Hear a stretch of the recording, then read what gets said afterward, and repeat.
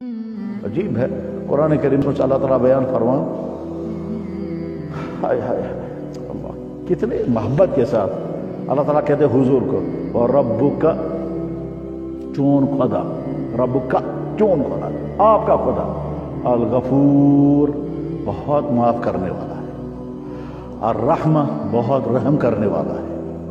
اور اگر تیرے خدا کا قانون یہ ہوتا غلطی کی فوراً پکڑ، غلطی کی فوراً پکڑ، تو تم میں سے ایک بھی باقی نہ بچتا۔ اور ربک الغفور ذو الرحمہ لو یؤاخذہم بما کسبوا، اگر انسانوں کی غلطی پر فوراً اللہ تعالیٰ پکڑ کرنے لگے تمہیں بچے گا کون؟ ایک نے آنکھ سے غلطی کی اسی وقت پکڑ، دوسرے نے زبان سے غلطی کی اسی وقت پکڑ، ایک نے ماں باپ کے ساتھ بد کلامی کی اسی وقت پکڑ، دوسرے نے صبح سے شام تک انسانیں ختم ہو جائے گی۔ اس لیے میں رحم کرتا ہوں، میں معاف کرتا ہوں، انتظار میں۔ ہم تو کہہ سکتے ہیں یا اللہ بالغ ہونے سے لے کر اب تک نہ جانے میں نے کیا کیا کیا ہوگا، آپ نے میری پکڑ نہیں کی، کر سکتے تھے۔ اگر میں نے اپنی آنکھ کا غلط استعمال کیا، ہو سکتا ہے میری آنکھ کی لائٹ چھن جاتی ہے۔ میں جانتا ہوں ایک نوجوان کو جس کے آنکھوں کی لائٹ اچانک چلی گئی، اس جوان کو میں جانتا ہوں جس کی زبان بیٹھ گئی اور وہ بات ہی نہیں کر سکتا۔ وہ مجھ سے جب بھی ملتا ہے بس زبان کا اشارہ کرتے ہیں کچھ کرو میری زبان کھل جائے۔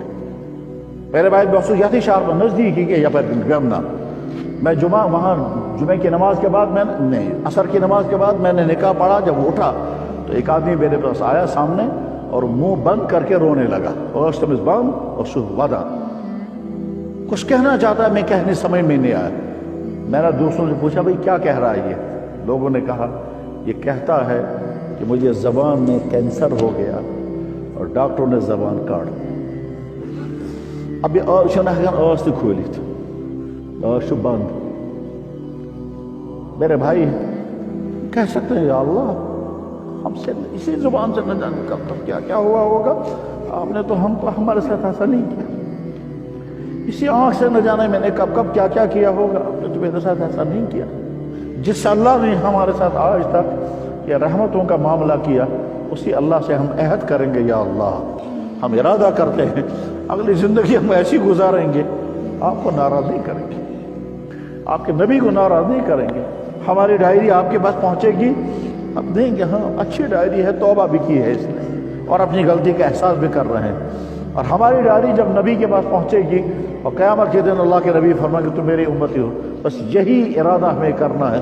میں نے شروع کی تھی بات اللہ کی نعمتوں کا احساس، ایکنالج، اور اس کے بعد سے اپنی غلطیوں کا اعتراف، اور اس کے بعد ارادہ۔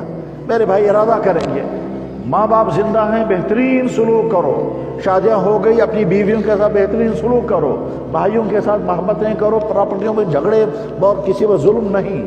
جوانی کی زندگی میرے بھائیوں مجھے بہت دکھ رہتا ہے اپنے جوان بھائیوں کا، کیونکہ ان کی زندگی بہت مشکل میں ہے، وہ مشکل میں ہے۔ سوسائٹی میں ان کو جوانی گزارنی ہے، سوسائٹی میں ساری گندگیاں ہیں، وہاں ڈرگس ہیں، وہاں افیئرس ہیں، وہاں فیشن ہے، وہاں برے شوق ہیں۔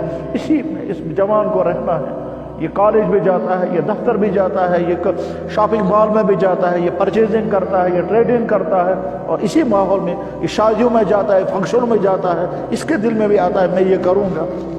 میرے بھائی تمہاری جوان مشکل حالات میں ہے، بلا شبہ مشکل حالات میں ہے۔ اگر اپنی جوانی کی حفاظت کا عہد کرو گے تو تمہاری جوانی بچ جائے گی۔ اور جب انسان عہد کرتا ہے تو دنیا میں کہیں بھی انسان رہے اپنی جوانی کو بچا سکتا ہے، اور جب ارادہ نہیں کرتا ہے تو جناب مسجد میں بھی بچے بگڑ سکتے ہیں، کعبے کے اندر بھی لوگوں نے چوریاں کی۔ انسان جب ارادہ کرتا ہے تو بچ جاتا ہے۔ اگر ڈاکٹر ہمیں پرہیز کرنے کو کہے گا ہم پرہیز کریں گے، چاہے کتنا ہی۔ ٹھیک اسی طرح سے اللہ اور اللہ کے نبی ہمیں کہہ رہے ہیں یہ مت کرنا، یہ مت کرنا، وہ ایسا ہی پرہیز ہے جیسے ڈاکٹر نے کہا۔ ڈاکٹر کے پرہیز کی خلاف ورزی آپ کریں گے حرام نہیں ہوگا، اور نبی نے جن چیزوں سے بچنے کو کہا اس میں غلطی کریں گے تو حرام بھی ہوگا۔ اس کرو عہد، انشاءاللہ اپنے دین پر قائم رہیں گے، دین کو سیکھیں گے اور دین کے مطابق زندگی گزاریں گے۔